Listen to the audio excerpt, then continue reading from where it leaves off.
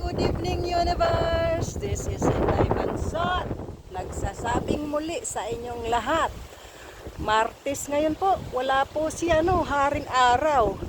Ito po ngayon ang aking kapaligiran. At nakahiga yun si Inday sa pagtakbo. Ayan po. Ayan ang hagdan.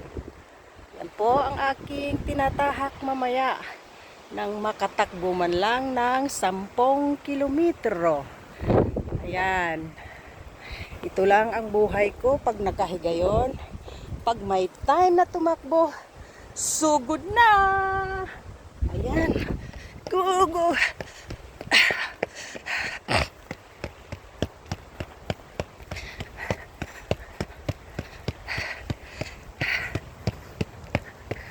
Ayan. 57, 60. Ayan. Hula. Ayan ang pinakadabis na tree. I love that tree. Okay, sugod na ako dun.